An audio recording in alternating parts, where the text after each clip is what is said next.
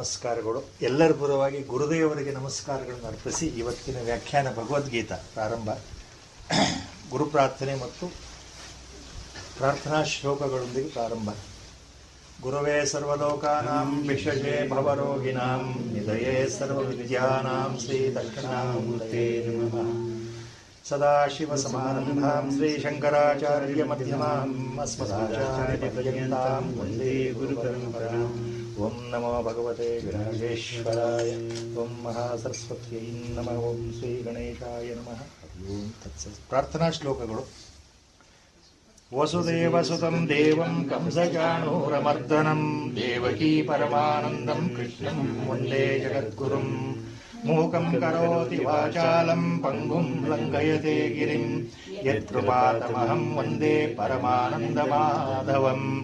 ನಾರಾಯಣಂ ನಮಸ್ಕೃತ್ಯ ನರಂ ಚೈವ ನರೋತ್ತಮಂ ದೇವೀಂ ಸರಸ್ವತೀಂ ವ್ಯಾಸಂ ತತೋ ಜಯಮುದೀರಯೇತ್. ಹರಿ ಓಂ ತತ್ಸತ್. Last time the second adhyaya, which is named as Sankhya Yoga, the first shloka of the second chapter, Sankhya Yoga, we had stopped. ಮೊದಲನೇ ಶ್ಲೋಕ ಸಂಜಯ ವಾಚ, ಎರಡನೇ ಅಧ್ಯಾಯ ಸಾಂಖ್ಯಯೋಗಕ್ಕೆ ನಿಂತಿತ್ತು. ಧೃತರಾಷ್ಟ್ರನಿಗೆ ಕೃಷ್ಣಾರ್ಜುನ ಸಂವಾದವನ್ನು ಸಂಜಯ ತಿಳಿಸ್ಕೊಡ್ತಾ ಇದ್ದಾನೆ. ಸಂಜಯ ಏನು ಹೇಳ್ತಾ ಇದ್ದಾನೆ ಅಂದರೆ, ಅರ್ಜುನನ ಎಲ್ಲ ಮಾತುಗಳನ್ನು, ತರ್ಕಬದ್ಧವಾದ ವಿಚಾರ ಸರಣಿಯನ್ನು ಕೇಳಿ ಸುಮ್ಮನಿದ್ದಂತಹ ಕೃಷ್ಣ ಪರಮಾತ್ಮ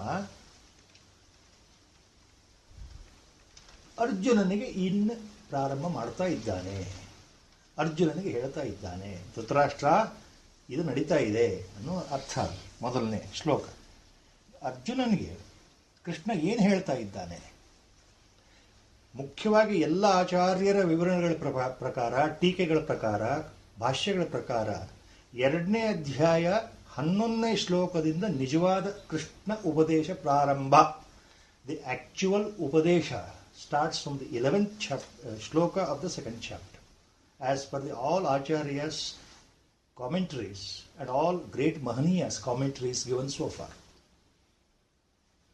But second shloka of Sankhya Yoga, second chapter, and the third shloka, ಈ ಎರಡೂ ಶ್ಲೋಕಗಳು Krishna, lord Krishna, first time now he is opening the mouth, his lotus mouth, and in 2 shlokas he is telling Arjuna the initial point before the actual upadesham. It is what you call, in our modern day language, in all big hotels, 5-star hotels or higher hotels, I have observed one point, that before they serve the main menu, the main meal, they call first, they serve something like appetizer. There is a word I have heard. Some soup, maybe in all hotels. So they call appetizer. I don't know why they call it as appetizer. That is starting point for the main menu. So the main menu, so much is there. To digest that, you need a starting initial point, appetizer. So like that. So the 2 shlokas ideyalla, the second and third shloka, second chapter, Sankhya Yoga. No acharyas, they have given commentary on this, ಭಾಷ್ಯ. ಎಲ್ಲ ವಿವರಣೆ ಬರೆದಿದ್ದಾರೆ. ಆಚಾರ್ಯರು ಭಾಷ್ಯವನ್ನು ಪ್ರಾರಂಭ ಮಾಡೋದು 11ನೇ ಶ್ಲೋಕದಿಂದ. ಆದರೆ ಇಲ್ಲಿ ಒಂದು ಸ್ವಾರಸ್ಯ ನೀವು ನೆನಪಿಟ್ಕೊಳ್ಬೇಕು. 2ನೇ ಶ್ಲೋಕ ಮತ್ತೆ 3ನೇ ಶ್ಲೋಕ ಪ್ರಥಮವಾಗಿ ಕೃಷ್ಣ ಹೇಳ್ತಾ ಇದ್ದಾನೆ ಅರ್ಜುನನಿಗೆ. After listening to Arjuna's very logical argument, based on intellectual logic, based on his interpretation of dharma and adharma, based on ahimsa and himsa. Are, my dear friend Krishna, Achyuta, why I should kill all these people? They are foolish, but let me not be that foolish. Let me follow my dharma. What is there in killing all my own people? ಅಂತ ಹೇಳ್ತಾನಲ್ಲ, ನನ್ನ ಸ್ವಬಾಂಧವರನ್ನ ನಾನು ಕೊಂದು ಏನು ಕಟ್ಕೊಳ್ಬೇಕಾಗಿದೆ, ಯಾಕೆ ಬೇಕು ರಾಜ್ಯ ಅಂತ ಅನ್ನೋದು ಬಹಳ ಸರಿ ಅನ್ಸತ್ತಲ್ಲ. Last time it was told, it looks very logical. So the Krishna in the 2 shlokas next, yaki all these points are important andre, only very few have given importance to these 2 shlokas of Krishna Paramatma. Only 2 people. The foremost, Swami Vivekananda, while giving commentary on Bhagavad Gita, Swami Vivekananda takes these 2 shlokas, 2nd and 3rd shloka of 2nd chapter Sankhya Yoga. ಸ್ವಾಮಿ ವಿವೇಕಾನಂದರ ಪ್ರಕಾರ, ಅವರ ಭಾಷ್ಯದ ಪ್ರಕಾರ, ಈ ಎರಡನೇ, ಈಗ ನಾವೇನು ಶುರು ಮಾಡ್ತಾ ಇದ್ದೇವೆ, 2ನೇ ಶ್ಲೋಕ ಮತ್ತೆ 3ನೇ ಶ್ಲೋಕ, ಇದು ಕೃಷ್ಣ ಪರಮಾತ್ಮ ಅರ್ಜುನನಿಗೆ ಹೇಳ್ತಾ ಇರೋದು. ಅವನು ಯುದ್ಧ ಆಡಲ್ಲ ಅಂತ ಕೆಳಗೆ ಕೂತ್ಕೊಂಡ್ಬಿಟ್ನಲ್ಲ, ಗಳಗಳಗಳ ಹತ್ಕೊಂಡು ಶೋಕದಲ್ಲಿ ಮಗ್ನನಾಗಿ, ಅಯ್ಯೋ ನನ್ನವ್ರನ್ನ ಕೊಲ್ಲೋದು ಸಾಧ್ಯನೇ ಇಲ್ಲ ನನಗೆ, ಅವನ ಮನಸ್ಸು ಸಂಪೂರ್ಣವಾಗಿ ತಿರುಗಿ ಹೋಗಿದೆಯಲ್ಲ, ಅವನಿಗೆ ಹೇಳ್ತಾ ಇರೋ ಮಾತು 2 ಶ್ಲೋಕ ಇದೆ. ಇದು ಬಹಳ ಮುಖ್ಯ ಅಂತ ಹೇಳ್ತಾರೆ ಯಾರು? ವಿವೇಕಾನಂದ. ಯಾಕೆ? ಮುಂದೆ ಬರತಕ್ಕಂಥ ಏನು ಉಪದೇಶ ರಹಸ್ಯ ಇದೆಯೋ, ಜನಸಾಮಾನ್ಯರನ್ನು ಉದ್ದೇಶಿಸಿ, ಮನುಷ್ಯ ಕುಲವನ್ನೇ ಉದ್ದೇಶಿಸಿ ಪರಮಾತ್ಮ ಏನು ಹೇಳಿದ್ದಾರೋ, ನಮ್ಮಂಥ ಸಾಮಾನ್ಯರು ಅಂದರೆ ಲೌಕಿಕರು, ಪ್ರಾಪಂಚಿಕರು, see the worldly people for us, ಅಜ್ಞಾನೀಸ್ like us, it is difficult to understand what the lord says at that level, at the highest Paramartha level. It is very difficult because we are bound in our own world of passion, attachment, greed, desires, anger, lust. ನಾವು ನಮ್ಮದೇ ಆಸೆಗಳು, ನಮ್ಮ ಕಾಮ, ನಮ್ಮ ಸುಖ ಆಕಾಂಕ್ಷೆಗಳಲ್ಲೇ ಮುಳುಗಿರೋದ್ರಿಂದ ಅರ್ಥ ಆಗೋದು ಕಷ್ಟ. So the whole thing, the hint given by Lord in these 2 shlokas represent the most important turning point in the life of every one of us. That is what Swami Vivekananda is telling. ಈ 2 ಶ್ಲೋಕಗಳು ಯಾಕೆ ಮುಖ್ಯ ಅಂದರೆ, ಇದು ನಮ್ಮ ಜೀವನವನ್ನೇ ಬದಲಾವಣೆ ಮಾಡ್ತಕ್ಕಂಥ ಶಕ್ತಿ ಇದೆ. ಪರಮಾತ್ಮನ ಮೊದಲ ಉಚ್ಚಾರ, ದ ಇನಿಷಿಯಲ್ ಉಪದೇಶ. ಇಟ್ ಇಸ್ ನಾಟ್ ಉಪದೇಶ, ಇಟ್ ಇಸ್ ಇನಿಷಿಯಲ್ ಪ್ರಾಡಿಂಗ್. ಇದು ಮೊದಲು ಯುದ್ಧ ಆಡಲ್ಲ ಅಂತ ಕೂತ್ಕೊಂಡಾಗ ಏನು ಹೇಳಬೇಕು ಪರಮಾತ್ಮ 2 ಶ್ಲೋಕ ಹೇಳ್ತಾ ಇದ್ದಾರೆ. ಅದು ಯಾಕೆ? ಅವನನ್ನು ಎಬ್ಬಿಸ್ಲಿಕ್ಕೆ. ಏನು ಎಬ್ಬಿಸ್ಲಿಕ್ಕೆ ಅಂದರೆ, ಇದು ನಮಗೆ ನೇರವಾಗಿ ಸಂಬಂಧಪಟ್ಟಿದೆ. If we understand these 2 shlokas, the inner meaning correctly, then the Bhagavad Gita can be understood ಅಂತ ಸ್ವಾಮಿ ವಿವೇಕಾನಂದ ಇಸ್ ಗಿವನ್ ವ್ಯಾಖ್ಯಾನ. ಯಾವುದದು 2 ಶ್ಲೋಕಾಸು? 2nd ಶ್ಲೋಕ ಅಂಡ್ 3rd ಶ್ಲೋಕ. We start with the 2nd ಶ್ಲೋಕ.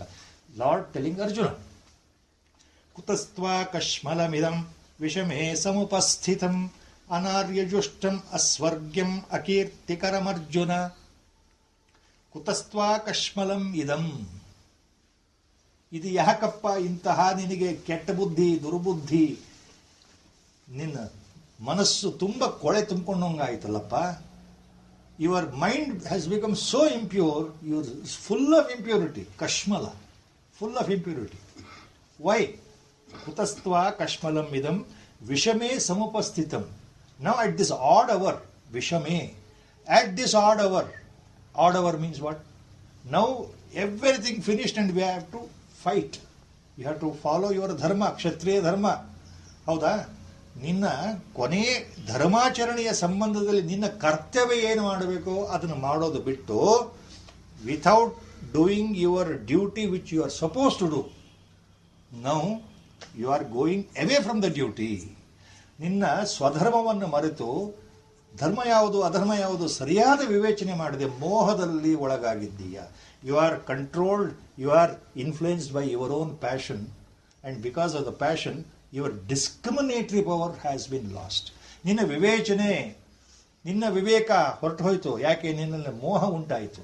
ಆ ಮೋಹದಿಂದ ಶೋಕ. You are showing the sorrow, you are grieving because of attachment, because they are mine. ಅಯ್ಯೋ, ನನ್ನವ್ರನ್ನ ಕೊಲ್ಲಬೇಕಲ್ಲ, ನನ್ನ ಬಂಧು ಬಾಂಧವ್ರನ್ನ ಕೊಲ್ಲಬೇಕಲ್ಲ, ನನ್ನ ಸಹೋದರನ ನಾನು ಕೊಲ್ಲಬೇಕಲ್ಲ. ಎಂಥ ವಿಪರೀತವಾದ ಜ್ಞಾನ. As it is going to do everything ಅಂತ ಅದನ್ನು ಹೇಳ್ತಾ ಇದ್ದಾನೆ ಪರಮಾತ್ಮ. ಇದು ಏನಪ್ಪ? ಇದು ಅನಾರ್ಯಜುಷ್ಟಂ ಅಸ್ವರ್ಗ್ಯಂ ಅಕೀರ್ತಿಕರಂ. ಅರ್ಜುನ ಇದು ಯಾರು? See, the righteous people, noble people are, noble people are not supposed to do. They have to follow dharma.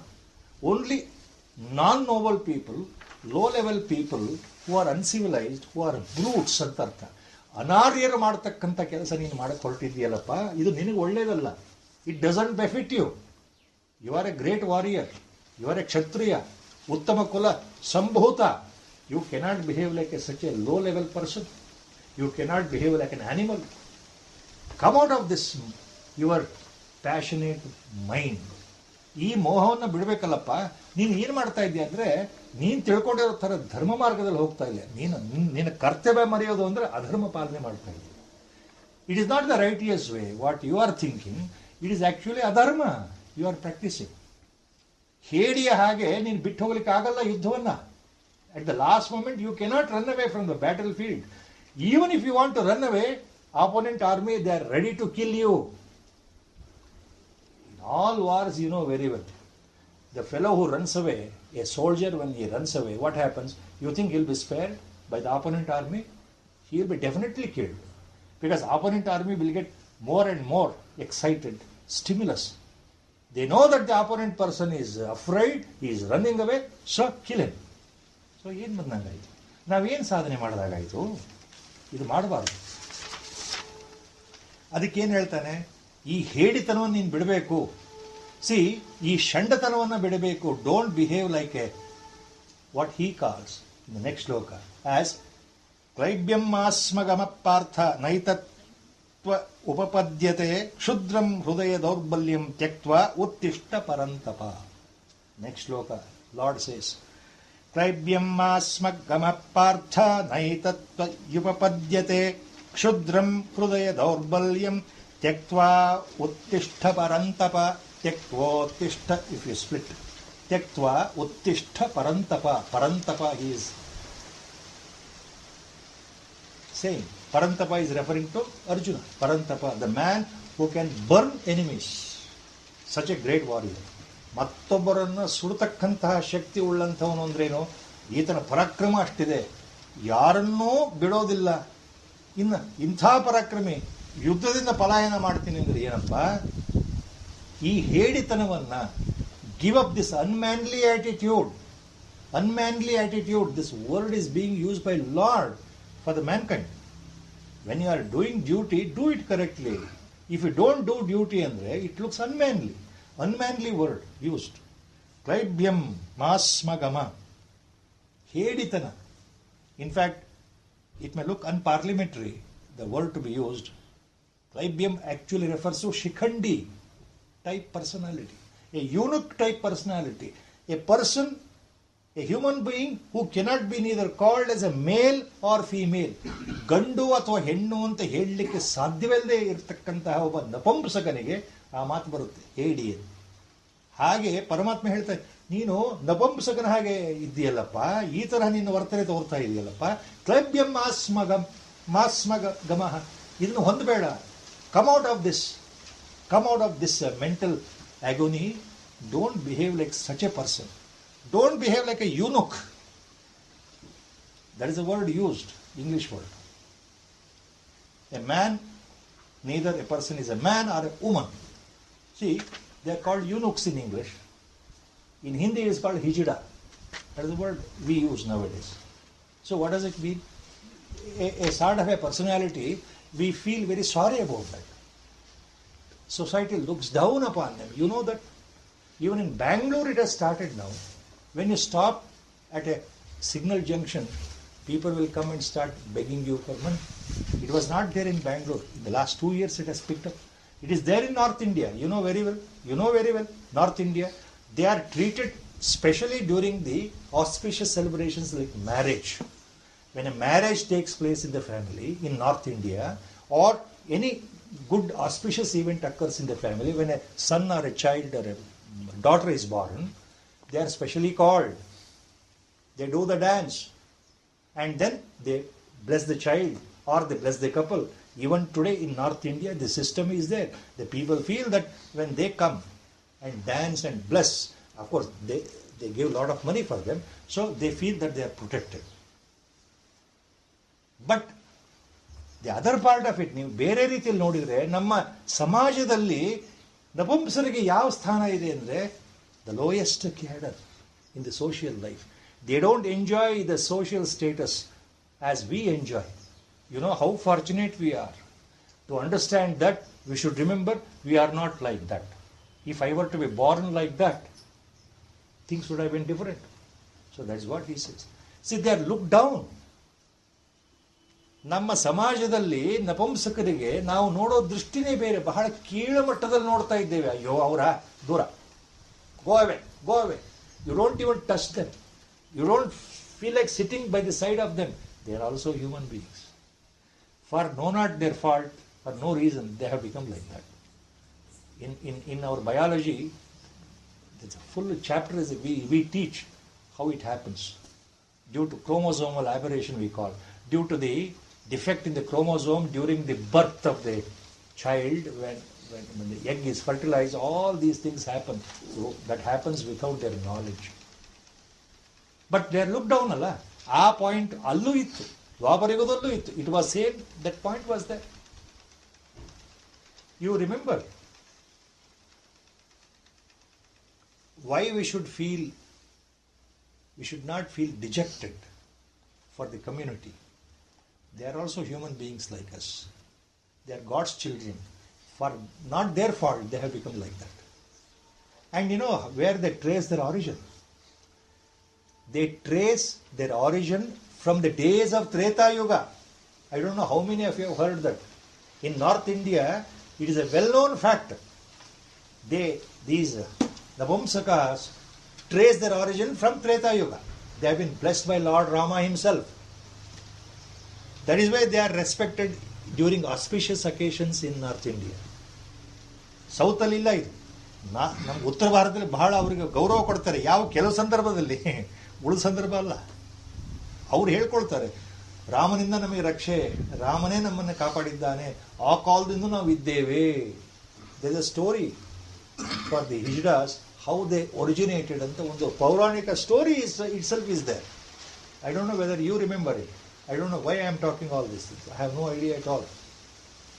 When Rama along with Sita and Lakshmana had to go for Vanavasa, they had to cross the city limits.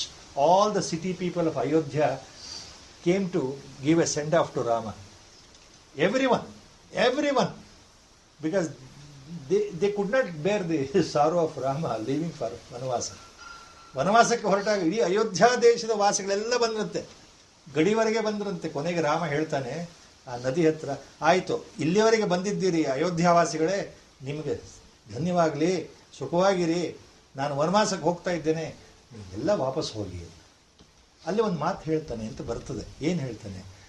ಎಲ್ಲ ಸ್ತ್ರೀ ಪುರುಷರು ನಿಮ್ಮ ಕರ್ತವ್ಯ ಮರೆತು ಇನ್ನು ಬರಬೇಡಿ, ಅಯೋಧ್ಯಾನಗರದ ಪ್ರಜೆಗಳೇ, ಸ್ತ್ರೀಯರೇ, ಪುರುಷರೇ, ನೀವು ವಾಪಸ್ ಹೋಗಿ ಅಂತ ಹೇಳ್ತಾನೆ Rama.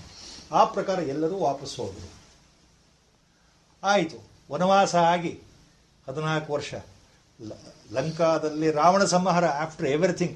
Then when he comes back near Ayodhya along with Sita and Lakshmana, the same Rama, what he observes there near that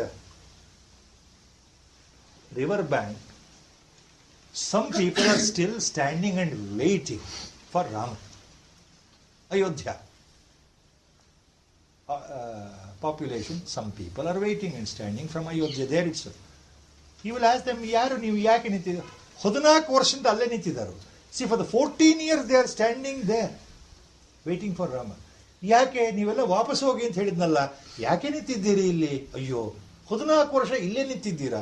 you are standing for last 14 years here itself. You are not gone back to Ayodhya. Why?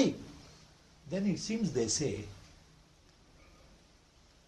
Lord, please bless us.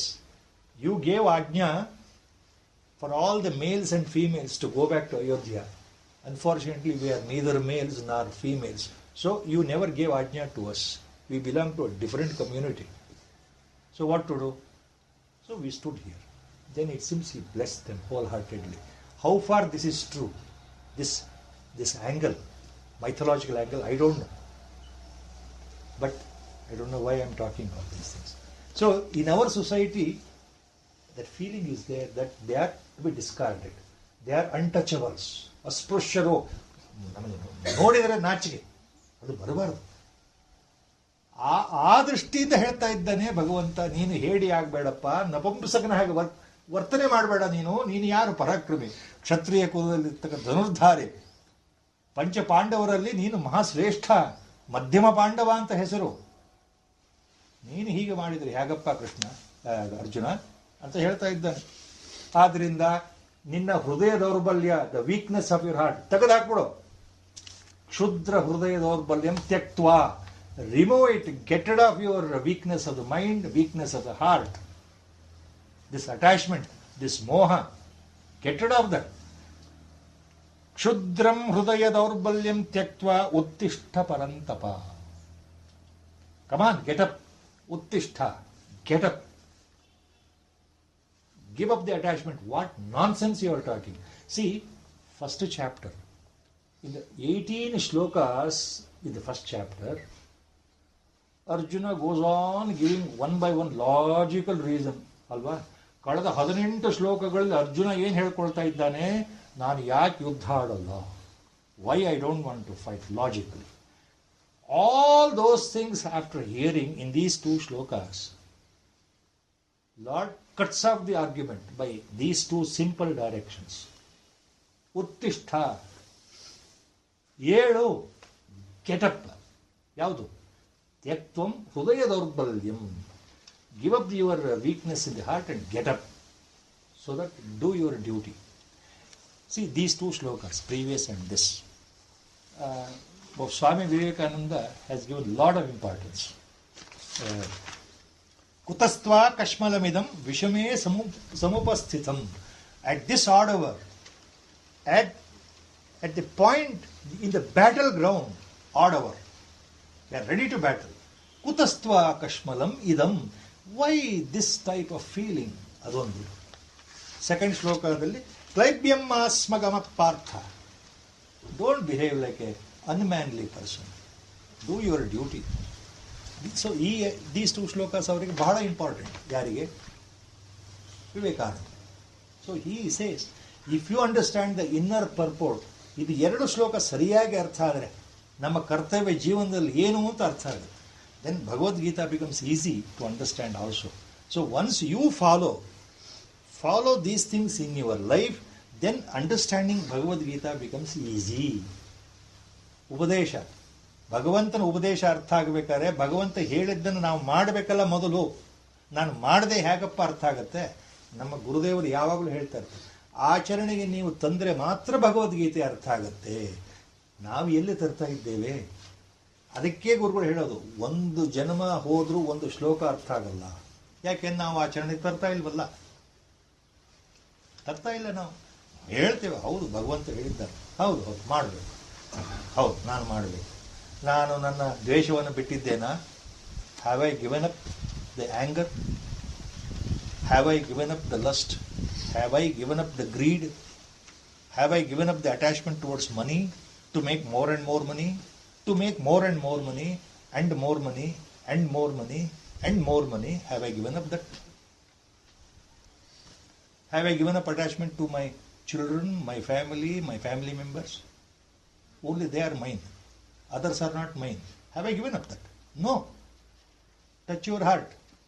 100% I know. All of us, including me. We are all ajnanis. ಅದಕ್ಕೆ ನಾವು ಅಜ್ಞಾನಿಗಳು, ಅದಕ್ಕೆ ನಾವು ಪರಮ ಮೂರ್ಖರು.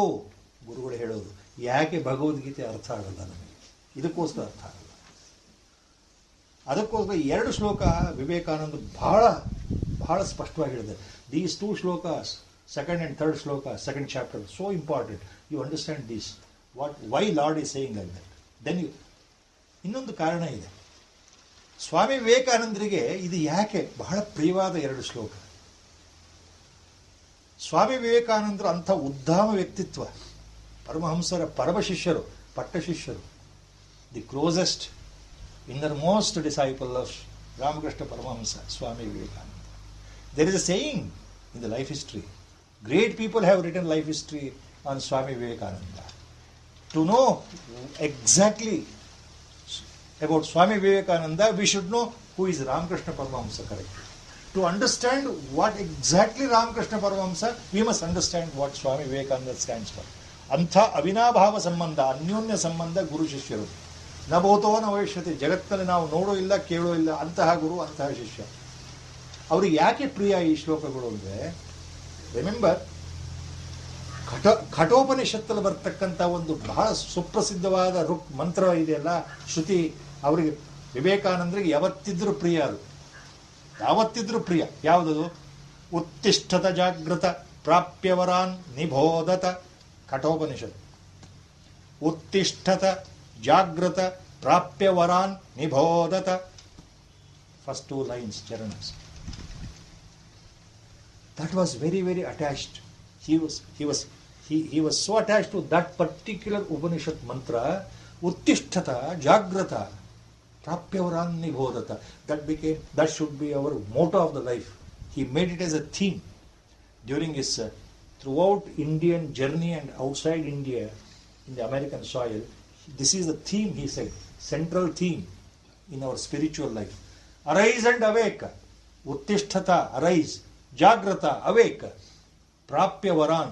Varan prapya. Varan means great sages, jnanis, mahatmas, mahapurushas, purushottamas, like our varan. Prapya. Catch hold of such great personalities. Catch hold means be under their tutelage. Surrender your ego. Surrender everything to him. Think that he is a God. Then only he will show the way. He will show the secrets. Prapyavaran nibodhata. Next word. Only after prapya means after obtaining varan, after obtaining a guru's grace, nibodhata, you will understand, you will get atmajnana, you will get salvation, you will be realized. So it is very, very clear in Upanishad, Kathopanishad. Realization, atmajnana, or to know the reality, who I am, my real nature, my swarupa, swaswarupa. ಯಾವಾಗ ತಿಳಿಯುತ್ತೆ ಅಂದರೆ ಗುರು ಕೃಪೆ ಇದ್ದರೆ, ಗುರುವಿನ ಬೋಧೆ ಇದ್ದರೆ, ನಿಬೋಧತ, ಗುರುವಿನಿಂದ ಆ ಕೃಪಾಕಟಾಕ್ಷ ಇದ್ದರೆ, ಶಕ್ತಿಪಾತವಿದ್ದರೆ, only when he pleases, then you become in a flash realized, not by your effort. Only when you surrender to the Guru. So for that you have to uttishtata jagrata. You have to arise and awake. That is what Swami Vivekananda went on telling, kept on telling, that he has become his main mission, the main goal in life is that. You have seen that those words in all these, wherever Swami Vivekananda photo is there or his idols are there, wherever the talks are there, they have written Uttishtata, Jagrata, Prapyavaran Nibodhata. So that is why he knew that. So this third shloka ideyalla, it is reflection of that only.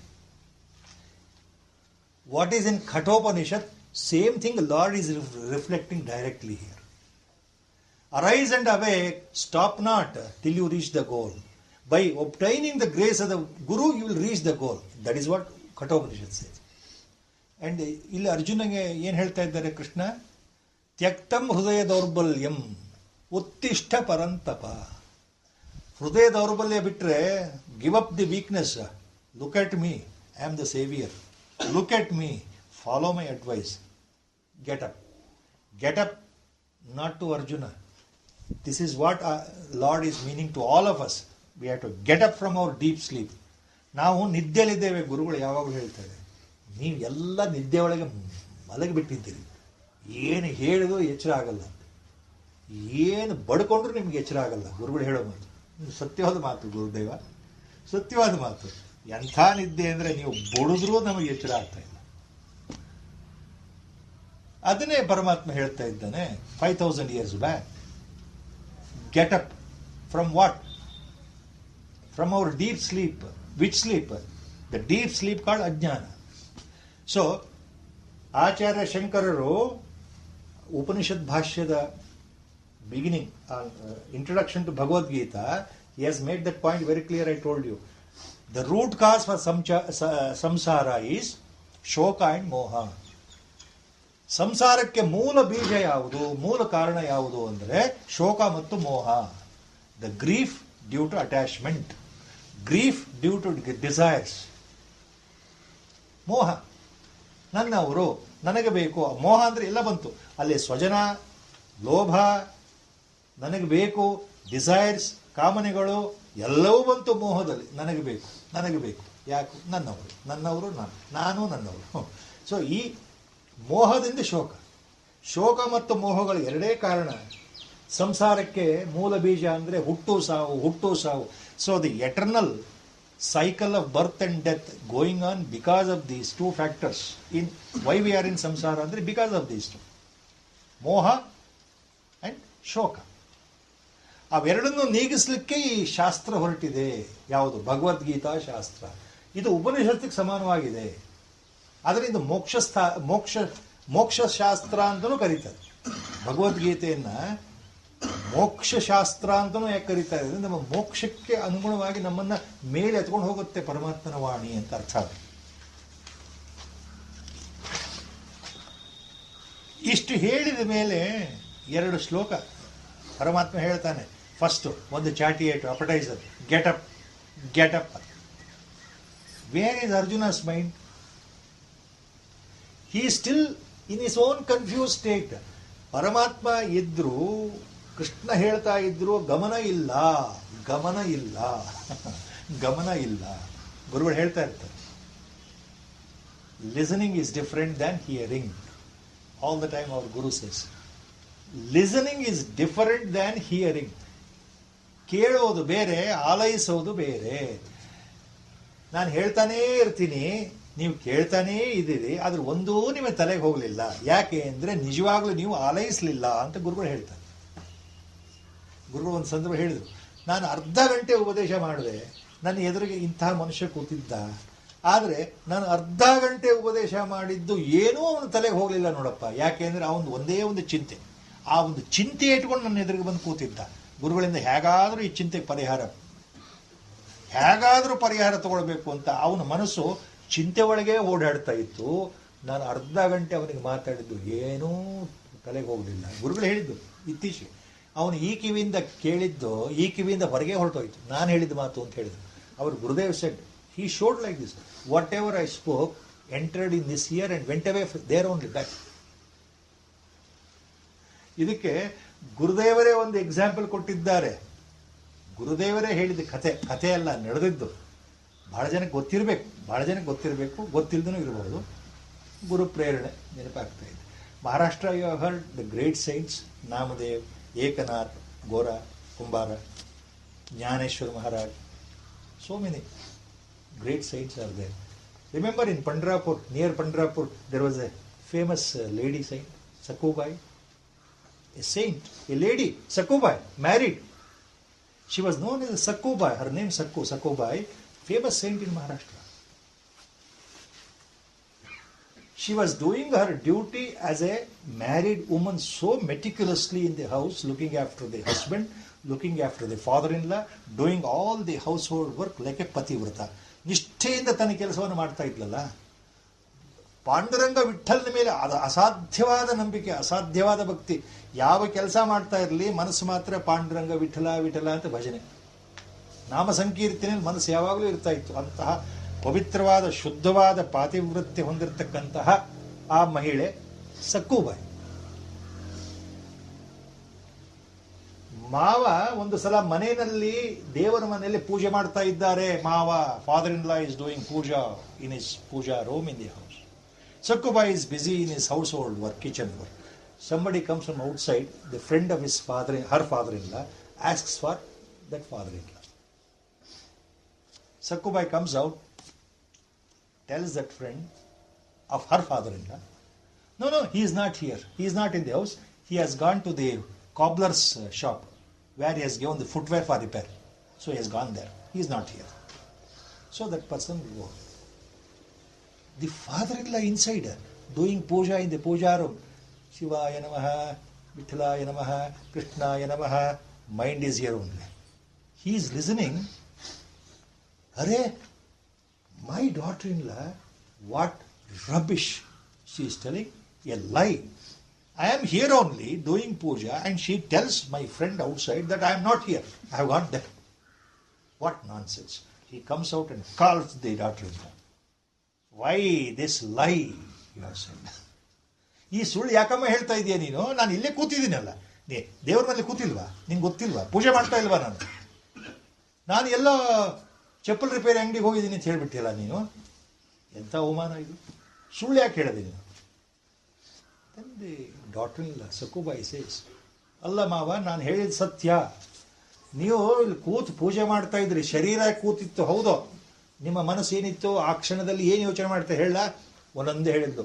ನೀವು ಚಪ್ಪಲಿ ಬಗ್ಗೆ ಯೋಚನೆ ಮಾಡ್ತಾ ಇದ್ರಿ, ಚಪ್ಪಲಿ ಹರಿದೋಗಿದೆ, ಅಯ್ಯೋ ಈಗ ಪೂಜೆ ಮುಗಿದ ಮೇಲೆ ಬೇಗ ಊಟ ಮಾಡಿಬಿಟ್ಟು ಹರಕು ಚಪ್ಪಲಿ ಹಾಕ್ಕೊಂಡು ಅಲ್ಲಿ ಹೋಗಬೇಕು, ಅವನಿಗೆ ಅಂಗಡಿ ಹೋಗಿ ಹೊಲಿಯಕ್ಕೆ ಕೊಡಬೇಕು ಅಂದರೆ ಅವನು 4 ಆಣೆ ಕೇಳ್ತಾನೆ, 4 ಆಣೆ ಜಾಸ್ತಿ, ಅಯ್ಯೋ ಹೇಗಾದ್ರೂ 1 ಆಣೆಗೆ ಹೊಲಿಸ್ಬೇಕು. ಅವನು ಒಪ್ಪಲ್ಲ, 2 ಆಣೆ ಕೊಡಿ ಅಂತಾನೆ. ಇಲ್ಲಪ್ಪ, 1 ಆಣೆ ಕೊಡು. C, your mind was only thinking on your chappal, how to get it repaired at a lower rate. So your mind was there in the cobbler's place. Only your body was doing puja, not your mind. Am I right? He says yes. He accepts his father. So things are there. We have to learn so many lessons. This is what Gurudev said. So, like that, what we do is not important. Where our heart lies important. What our heart is doing, what our mind is doing important. ನಾವು ಇಲ್ಲಿ ಕೂತ್ಕೊಂಡಿದ್ದೇವೆ ಅಂದ ಕ್ಷಣಕ್ಕೆ ಏನಿಲ್ಲ. ನಮ್ಮ ಮನಸ್ಸು ಇಲ್ಲೇ ಇದೆಯಾ, ಬೇರೆ ಊರಿಗೆ ಹೋಗಿದೆಯಾ, ಅದು ಮುಖ್ಯ ಅಂತಾರೆ ಗುರುಗಳು. ಅದು ಮುಖ್ಯ. ಅನುಸರಣೆಗೆ ಬರೋದು ಮುಖ್ಯ ಅಲ್ಲ, ನೀವಿಲ್ಲಿ ಕೂತ್ಕೊಳ್ಳೋದು ಮುಖ್ಯ ಅಲ್ಲ, ನಾನು ಹೇಳಿದ್ದನ್ನು ನೀವು ಕೇಳೋದು ಮುಖ್ಯ ಅಲ್ಲ. ನಿಜವಾಗ್ಲೂ ಕೇಳ್ತಾ ಇದ್ದೀರಾ, ಅದು ಮುಖ್ಯ. ಆಲೈಸ್ತಾ ಇದ್ದೀರಾ, are you really from the heart, are you listening? That is important.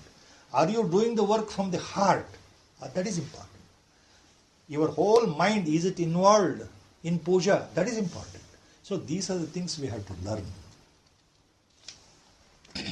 So ಇಲ್ಲಿ ಏನಾಗಿದೆ, Arjuna is not able to listen to what he says. ಅರೆ ಶುದ್ರಂ ಹೃದಯ ದೌರ್ಬಲ್ಯಂ ತ್ಯಕ್ವ ಒತ್ತಿಷ್ಟ ಪರಂತಪಾತ್ ಹೇಳ್ತಾನೆ ಇದ್ದಾನೆ ಕೃಷ್ಣ. ಅಯ್ಯೋ ಮೂರ್ಖ, ಹೇಳು, ಯುದ್ಧ ಆಡು ಅಂತ. ಹೋಗ್ತಾ ಇಲ್ಲ ಗಮನ. Mind is not ready. He is not ready to listen. ಅಂದರೆ his mind is totally shut. ಒಂದೇ ಯೋಚನೆ, ಹೇಗಪ್ಪ ಕೊಲ್ಲೋದು, ಅಯ್ಯೋ my grandfather, my own cousins, how I should kill them. So ಸ್ವಜನ ಮಮ. You remember last time that always we have to remember, please note down in your mind, write down the final Upadesha given by Lord Krishna to Arjuna in Anugita. That is important.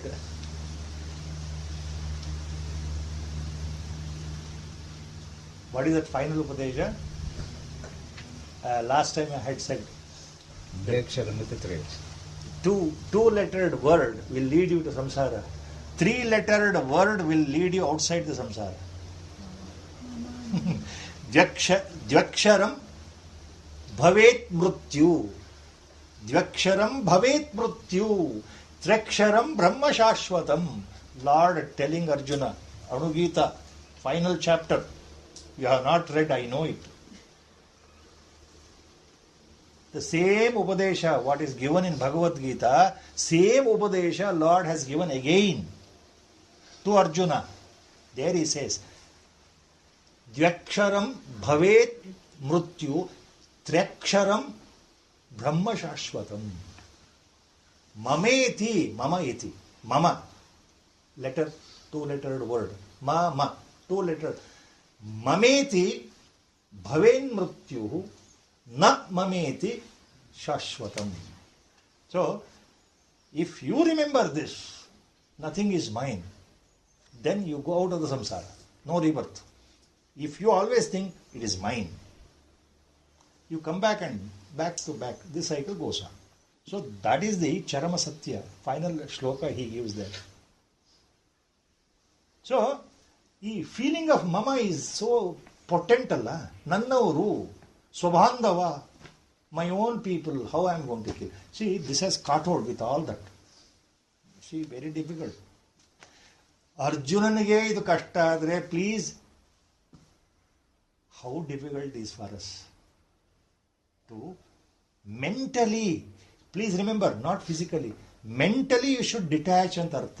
C, ಮಮ ಭಾವನೆ ಬಿಡೋದು ಅಂದರೆ ಬಹಳ wrong. Don't be under wrong impression. Even no jnani will say that, ಅವ್ರ Gurudev will not say giving up ಮಮ ಅಂದರೆ not even talking to your own people. No, it's not like that. They're all there. But your internal, too much of passionate attachment ಇದೆಯಲ್ಲ, he is my husband, she is my wife, they are my children, they are my cousins, he is my grandfather, grandmother. So there is special attachment. So inside, come away from that. See, every human being is an entity, embodied soul. Every human being is a Jivatma. Same Paramatma is there in the Jivatma, whether it is son or friend, father or mother, husband or wife. Same Chaitanya is there. So, same Chaitanya is there in others also, who are not my own. See, that feeling we have to inculcate. ನಮ್ಮ ಮನಸ್ಸಿಗೆ ಆ ಭಾವ ಬರಬೇಕು. ಮಮ ಬಿಡೋದು ಅಂದರೆ ಮನೆಯವ್ರನ್ನೆಲ್ಲ ಬಿಟ್ಟು ಒದ್ದು ಓಡಿಸೋದು ಅಂತ ಅರ್ಥ ಆಗಲ್ಲ. ಭಗವಂತ ಹೇಳ್ಬಿಟ್ಟಿದ್ದಾನೆ, get out from my house today, nobody should leave. No, it's not like. Give up that feeling of ಮಮ from the heart, from the mind, from the heart and the mind. That is important. ಇವನಿಗಿದೆಯಲ್ಲ. So Arjuna ಉವಾಚ, Arjuna starts from ಕಥಂ ಭೀಷ್ಮಮಹಂ ಸಂಖ್ಯೆ ದ್ರೋಣಂ ಚ ಮಧುಸೂದನ ಯಶುಭಿ ಪ್ರತಿಯೋತ್ಸಾಮಿ ಪೂಜಾರ್ಹಾವ ಇಹ ಪೂಜಾರ್ಹಾವ ಅರಿಸೂಧನ. ಪೂಜಾರ್ಹ Arisudana. So his mind is very clear. ಪೂಜಾರ್ಹ ಯಾರು? Bhishma and Drona, they are ಪ್ರಾತಸ್ಮರಣೀಯ. They are elderly people. Not only elderly, they are Shastravettas.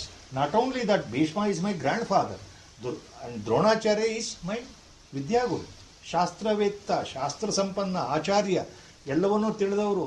They are ಜ್ಞಾನ ವೃದ್ಧಾಸ್ and ವಯೋವೃದ್ಧಾಸ್. Even by age they are so much advanced. So, ಕಥಂ ಭೀಷ್ಮಂ ಅಹಂ ಸಂಖ್ಯೆ ದ್ರೋಣಂ ಚ Madhusudana. He is asking, ಅಯ್ಯೋ ಕೃಷ್ಣ, ಮಧುಸೂದನ, ಕಥಂ, ಹೌ, ಹೇಗಪ್ಪ? ಸಂಖ್ಯೆ ಅಂದರೆ ಇನ್ ದಿಸ್ ವಾರ್, ಸಂಖ್ಯೆ ಇನ್ ದಿಸ್ ಬ್ಯಾಟಲ್.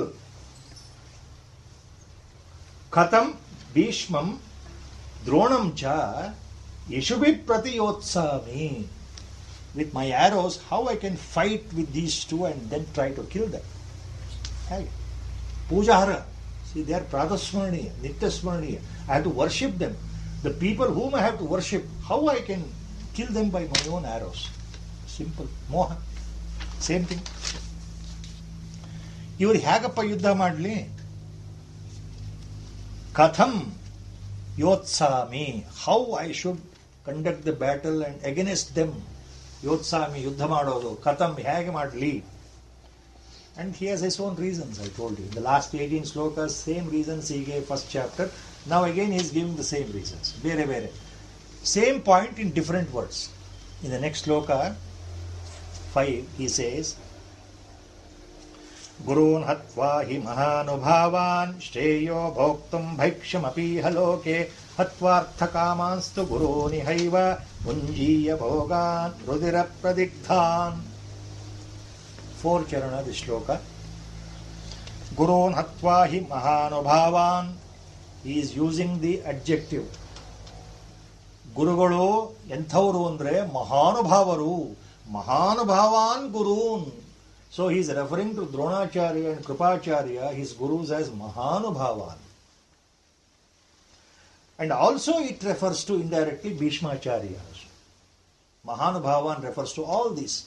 ಎದುರುಗಡೆ ಇರತಕ್ಕಂಥ ಮಹಾನುಭಾವರಿದ್ದಾರೆ, ಗುರುಗಳಿದ್ದಾರಲ್ಲ. ಗುರೂನ್ ಹತ್ವಾ ಹಿ ಮಹಾನುಭಾವಾನ್ ಶ್ರೇಯೋ ಭೋಕ್ತುಂ ಭೈಕ್ಷಮಪಿ ಹಲೋಕೆ ಹತ್ವಾರ್ಥಕಾಮಾಂಸ್ತು ಗುರೂನಿ ಹೈವ ಭುಂಜೀಯ ಭೋಗಾನ್ ರುದಿರ ಪ್ರದಿಗ್ಧಾನ್. how I should kill. Even, see, when considering the killing all such Mahanubhavas, instead of that, I don't mind losing the kingdom. I don't mind becoming a beggar.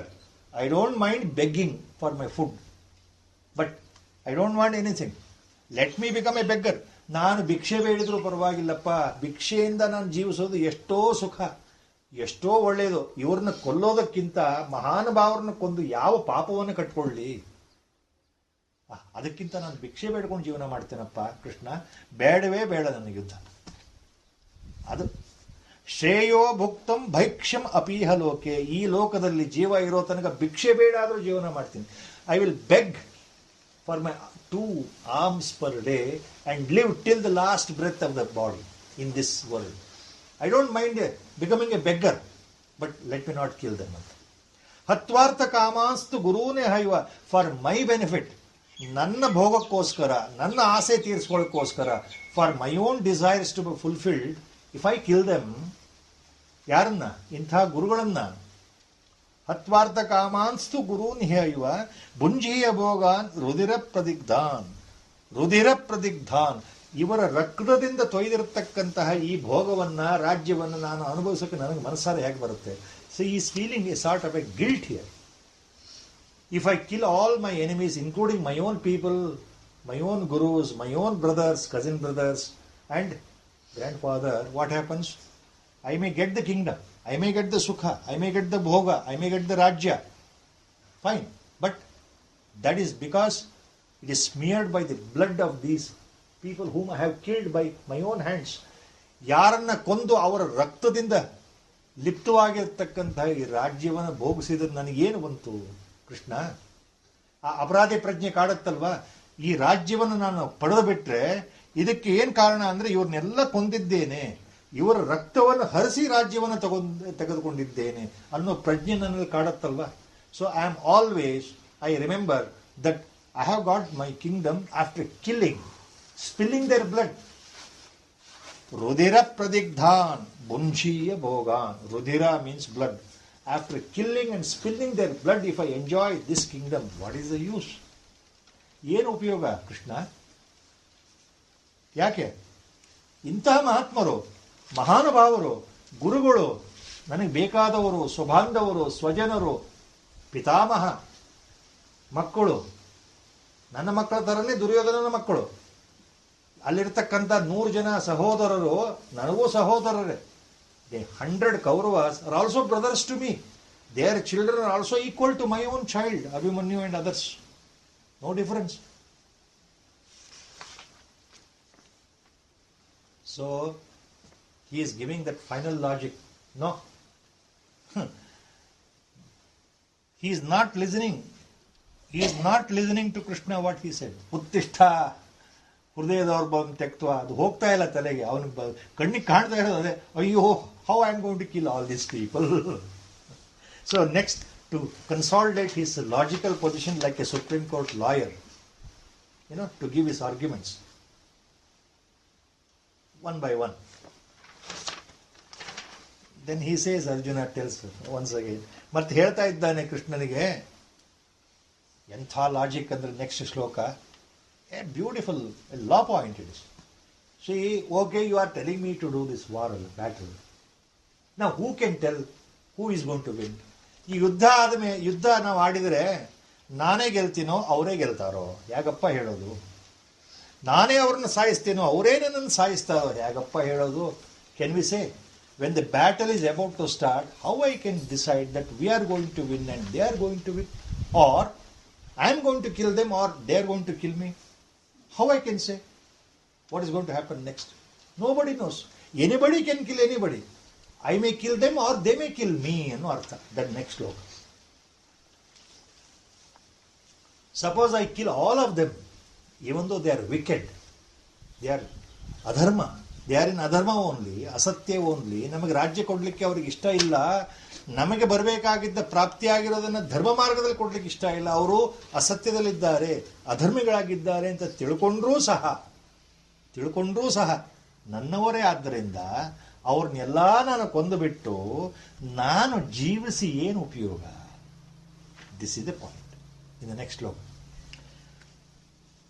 Na chaitadvidmah kataranno gariyo yadva jayema yadivano jayeyuhu yaneva hatvana jijivishama devasthita pramukhe dartrashtraha na chaitat vidmah kataranno gariyo. Kataranno, between the two, gariyo, which is correct, which is going to happen, I don't know. ನಾ ಅಂದರೆ ನನಗೆ ಗೊತ್ತಿಲ್ಲ. ನಾವು ನಮಗಾಗಿ ಯುದ್ಧ ಆಡಿದರೆ ಯಾರು ಗೆಲ್ತಾರೆ ಗೊತ್ತಿಲ್ಲ.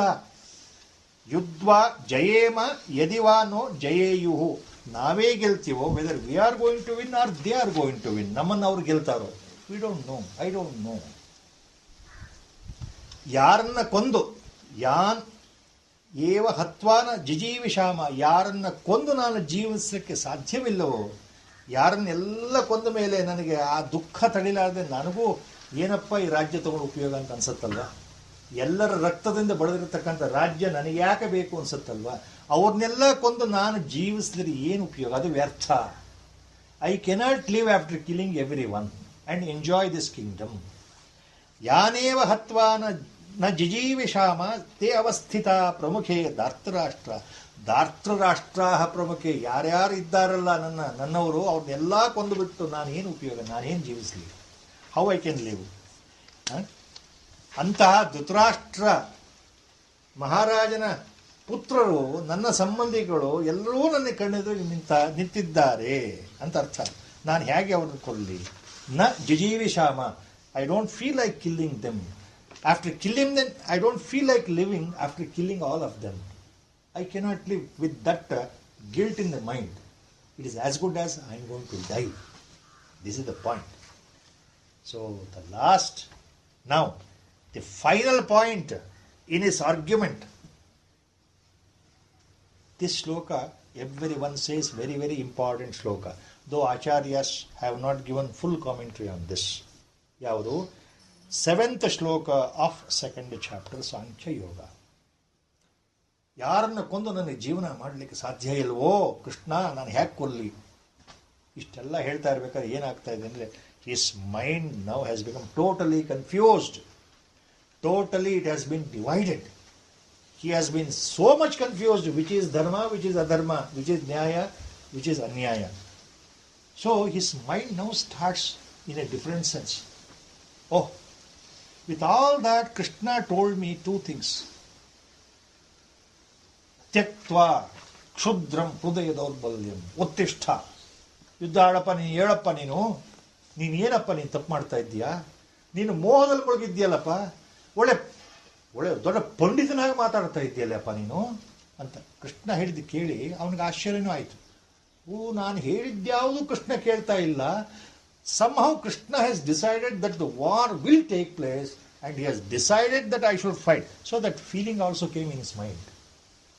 Somehow Krishna has decided that I should fight or the war will continue. War cannot stop.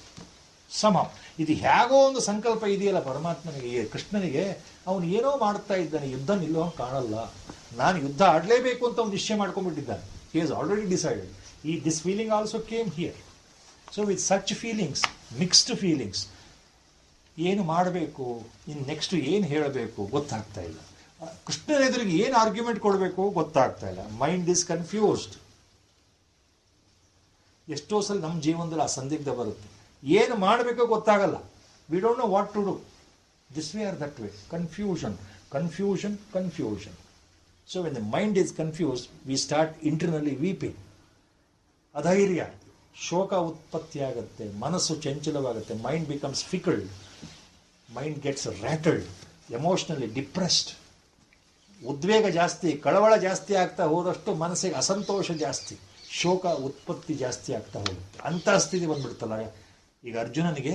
Now he is now under that condition. So he is confused. So he wants to take a safe route. Now he tells, look, really I don't know what is dharma and adharma. According to me, I should stop. I should not continue this war. But you are saying something different. You want me to fight ಅಲ್ಲ, ನನಗೆ ಯಾಕೋ ಇಷ್ಟ ಆಗ್ತಾ ಇಲ್ಲ. ಯುದ್ಧ ಆಡೋದ್ರಿಂದ ಕೊಲ್ಲೋದ್ರಿಂದ ಏನಪ್ಪ ಲಾಭ ಅಂತ ಯೋಚನೆ ಮಾಡಿದರೆ ಯುದ್ಧ ಬೇಡ ಅನ್ಸುತ್ತೆ. ನೀನೇನೋ ಬೇರೆ ಹೇಳ್ತಾ ಇದೆಯಲ್ಲ, you are talking in the reverse tone that I should fight. Killing somebody, is it good? My mind says. You say it is okay, you kill. What is this? So my mind is confused. What is dharma, what is adharma, what is satya, what is satya? Now at this moment I am confused. So, what to do? I don't know what to do. What is good for me, I cannot decide. What is bad for me, I don't know. What I should do, I don't know. What I should not do, I don't know. ನನಗೇನು ಗೊತ್ತಾಗ್ತಾ ಇಲ್ಲಲ್ಲಪ್ಪ ಕೃಷ್ಣ. ಹಾಗಾದ್ರೆ ನಾನು ಏನು ಮಾಡಬೇಕು, ಏನು ಮಾಡಬಾರ್ದು, ಏನು ಗೊತ್ತಾಗ್ತಾ ಇಲ್ವಲ್ಲಪ್ಪ. ನನಗೆ ಶ್ರೇಯಸ್ ಯಾವುದು, ನನಗೆ ಒಳ್ಳೆಯದು ಯಾವುದು, ನಿಶ್ರೇಯಸ್ ಯಾವುದು ಗೊತ್ತಾಗ್ತಾ ಇಲ್ಲ. Shreyas word opposite nishreyas. Shreyas means atmodhara. Atmodhara, spiritual upliftment is shreyas. Your physical world upliftment, wealth, name, fame, everything is called preyas. ಲೌಕಿಕದಲ್ಲಿ ಬರತಕ್ಕಂತಹ ಸುಖ, ಸಂಪತ್ತು, ಭೋಗ, ಐಶ್ವರ್ಯ, ಕೀರ್ತಿ, ಪ್ರಸಿದ್ಧಿ, ಅದು ಪ್ರೇಯಸ್ಸು, ಪ್ರೇಯ. ಆದರೆ ಜೀವನದ ಪರಮ ಗುರಿ ಇದೆಯಲ್ಲ, ಆತ್ಮೋದ್ಧಾರವಾಗೋದು, ಆತ್ಮಜ್ಞಾನವನ್ನು ಪಡೆಯೋದು, ಮೋಕ್ಷವನ್ನು ಹೊಂದೋದು ಇದೆಯಲ್ಲ, ಪರಮಾತ್ಮನನ್ನು ಹೊಂದೋದು, ಅದು ಶ್ರೇಯಸ್, ಶ್ರೇಯ ಮಾರ್ಗ. The spiritual path, spiritual upliftment is Shreyas. So ನನಗೆ ಗೊತ್ತಾಗ್ತಾ ಇಲ್ಲಪ್ಪ ಕೃಷ್ಣ, ನನಗೆ ಶ್ರೇಯಸ್ ಯಾವುದು, ನಿಶ್ರೇಯಸ್ ಯಾವುದು ಗೊತ್ತಾಗ್ತಾ ಇಲ್ಲ. ಯಾವುದು ಮಾಡಬೇಕು, ಯಾವುದು ಮಾಡಬಾರ್ದು ಗೊತ್ತಾಗ್ತಾ ಇಲ್ಲ. ನನ್ನ ಮನಸ್ಸು ವಿಕಲ್ಪಕ್ಕೆ ಹೋಗಿದೆ. My mind is confused. ನನಗೇನೂ ಗೊತ್ತಾಗ್ತಾ ಇಲ್ಲ. ನಿನಗೆ ಶರಣಾಗ್ಬಿಡ್ತೀನಪ್ಪ. So I surrender to you Krishna. I totally surrender to you. I surrender to you. I bow my head. I don't know what to do. You please guide me. I surrender to you. These are the words first time. Now it's coming in Bhagavad Gita. 7th shloka, 2nd chapter. What he says. Karpanya dosho apahata swabhavaha pruchhami tvam dharma sammuda chetaha yachreyam sya nishchitam rohitanme shishyasteham shadimam tvam prapannam. Karpanya dosho apahata swabhavaha. I am afflicted by my own compassion, my own desires, and so I cannot have the correct judgment. Karpanya dosha. I am afflicted. ನನ್ನ ಸ್ವಭಾವದಲ್ಲೇ ಒಂದು ತಪ್ಪಿದೆ, ದೋಷ ಇದೆ, ಅದು ಕಾರ್ಪಣ್ಯ ದೋಷ. ಯಾವುದು? ಮೋಹ ಅಥವಾ ನೀವೇನು ಶೋಕ, ಯಾವುದನ್ನು ಬಂಧನ ಅಂತ ನಾವು ತಿಳ್ಕೊಂಡಿದ್ದೇವೆ, ಸ್ವಜನ ಮೋಹ, ಇದೆಲ್ಲ ದೋಷಗಳು ನನ್ನ ಮನಸ್ಸಲ್ಲಿದೆಯಪ್ಪ. ಆದ್ದರಿಂದ ನಾನೇನಾಗಿದ್ದೇನೆ, ಕಾರ್ಪಣ್ಯ ದೋಷದಿಂದ ಆವೃತನಾಗಿದ್ದೇನೆ. ಹೌದಪ್ಪ ಕೃಷ್ಣ, ನೀನು ಹೇಳೋ ಪ್ರಕಾರ ನನ್ನಲ್ಲಿ ಕಾರ್ಪಣ್ಯ ದೋಷ ಇದೆ. I am afflicted by the compassion, by the sorrow, the grief, misplaced compassion, misplaced sorrow, misplaced grief. Yes, ಅದು ಕಾರ್ಪಣ್ಯ ದೋಷ. ಎಸ್, ದಟ್ ಈಸ್ ವೈ ತ್ವಾಂ ಪೃಚ್ಛಾಮಿ. I am asking you. ಪೃಚ್ಛಾಮಿ, ಐ ಆಮ್ ಆಸ್ಕಿಂಗ್ ಯು. ತ್ವಾಂ ಅಂದರೆ you Krishna. I am asking you. ಯಾಕೆ? My mind is not working. I am ಧರ್ಮ ಸಮ್ಮೂಢ ಚೇತಾಹ. ಧರ್ಮ ಸಮ್ಮೂಢ ಚೇತ means my mind is not working. It is not able to analyse, discriminate. ನನಗೆ ಧರ್ಮ ಯಾವುದು, ಅಧರ್ಮ ಯಾವುದು ಗೊತ್ತಾಗ್ತಾ ಇಲ್ಲಪ್ಪ. ನಾನು ಮೂಢಾಗ್ಬಿಟ್ಟಿದ್ದೇನೆ, ಮತಿ ಭ್ರಮಣಿಯಾಗಿದೆ, ನನ್ನ ಮತಿ ವಿಕಲ್ಪಕ್ಕೆ ಒಳಗಾಗಿದೆ. I am not able to discern dharma ಸಮ್ಮೂಢ ಚೇತ. ಐ ಹ್ಯಾವ್ ಬಿಕಮ್ ಧರ್ಮ ಸಮ್ಮೂಢ ಚೇತ. Arjuna is telling Krishna, please remember, except Mahatmas like, Jnanis like, Mahapurushas like, except such Mahapurushas, all of us, we are Dharma Sammooda Chetaha. We don't know what is Shreyas for us. We don't know what is Nishreyas for us. Yat Shreyah Syat Nishchitam Bruhi, tell me, Yat Shreyam, ಯಾವುದು correct, ಯಾವುದು ಶ್ರೇಯಸ್ಸು, ನನಗೆ ಯಾವುದು ಉದ್ಧಾರಕ್ಕೆ ಮಾರ್ಗ, ಬ್ರೂಹಿ ತತ್, ಅದನ್ನು ನನಗೆ ಹೇಳು. ಮೇ ನನಗೆ, ಬ್ರೂಹಿ ತನ್ಮೇ, ತತ್ ಮೇ ಬ್ರೂಹಿ, ಯು ಟೆಲ್ ಮೀ ದಟ್ ಮಾರ್ಗ, show me that, advise me on that, what I should do, what is ಶ್ರೇಯಸ್, ವಾಟ್ ಇಸ್ ಶ್ರೇಯೋ ಮಾರ್ಗ, ಯು ಶೋ ಮೀ. ಯಾಕೆ? ಶಿಷ್ಯಸ್ತೇಹಂ ಶಾದಿಮಾಂ ತ್ವಾಂ ಪ್ರಪನ್ನಂ, ನಾನು ನಿನಗೆ ಶಿಷ್ಯ ಆಗ್ತಾ ಇದ್ದೇನಪ್ಪ, ಪ್ರಪನ್ನನಾಗ್ತಾ ಇದ್ದೇನೆ. ತ್ವಾಂ ಪ್ರಪನ್ನನ್ ಅಂದರೆ ಶರಣಾಗತನಾಗಿ. ನಾವು I am bowing at your feet. Bowing ಅಂದರೆ it doesn't just mean physical namaskar. From the mind, now I am surrendering my ego, surrendering my mind at your lotus feet. I am bowing ಅಂದರೆ surrendering. Surrendering ಅಂತ ಅರ್ಥ ಆಗತ್ತದು. ಮಾಂ ಶಾಧಿ, ಶಾದಿ means give the advice. ಮಾಂ for me, ನನಗೆ ನೀನು ಉಪದೇಶವನ್ನು ಕೊಡಪ್ಪ, ನಾನು ನಿನಗೆ ಶರಣಾಗತನಾಗ್ತಾ ಇದ್ದೇನೆ. ಎಲ್ಲ ಮಹನೀಯರು ಒಂದು ಎರಡು ಪಾಯಿಂಟ್ ಹೇಳ್ತಾರೆ ಇಲ್ಲಿ. There are 2 points here. ಆದರೆ ಸಂಕಲ್ಪಕ್ಕೆ ಅನುಗುಣವಾಗಿ ಇವತ್ತಿನ ವ್ಯಾಖ್ಯಾನ ಇಲ್ಲಿಗೆ ನಿಲ್ಲಿಸ್ತಾ ಇದೆ. ಯಾಕೆಂದರೆ ಬಹಳ ದೊಡ್ಡ ವಿಷಯ ಆದ್ದರಿಂದ ಮುಂದಿನ ವ್ಯಾಖ್ಯಾನ ಮುಂದಿನ ವಾರಕ್ಕೆ ಹೋಗುತ್ತೆ. ಇವತ್ತಿಗೆ ಇಲ್ಲಿಗೆ ನಿಲ್ಲಿಸ್ತಾ ಇದ್ದೇವೆ. ಶಾದಿಮಾಂ ಪ್ರಪನ್ನಂ ಅದು ಹೇಳಬೇಕು. ಮತ್ತೆ ಪ್ರಾರ್ಥನಾ ಶ್ಲೋಕದೊಂದಿಗೆ ನಿಲ್ಲಿಸ್ತಾ ಇದ್ದೇವೆ. ಗುರುಗಳಿಗೆ ಎಲ್ಲ ನಮಸ್ಕಾರವನ್ನು ಮಾಡಿ. ವಸುದೇವ ಸುತಂ ದೇವಂ ಕಂಸಚಾಣೂರಮರ್ದನಂ ದೇವಕೀ ಪರಮಾನಂದಂ ಕೃಷ್ಣಂ ವಂದೇ ಜಗದ್ಗುರುಂ. ಮೂಕಂ ಕರೋತಿ ವಾಚಾಲಂ ಪಂಗುಂ ಲಂಘಯತೆ ಗಿರಿಂ ಯತ್ಕೃಪಾತಮಹಂ ವಂದೇ ಪರಮಾನಂದಮಾಧವಂ. ನಾರಾಯಣಂ ನಮಸ್ಕೃತ್ಯ ನರಂ ಚೈವ ನರೋತ್ತಮಂ ದೇವೀಂ ಸರಸ್ವತೀಂ ವ್ಯಾಸಂ ತತೋ ಜಯಮುದೀರಯೇತ್. ಓಂ ನಮೋ ಭಗವತೆ ವಿರಾಜೇಶ್ವರ.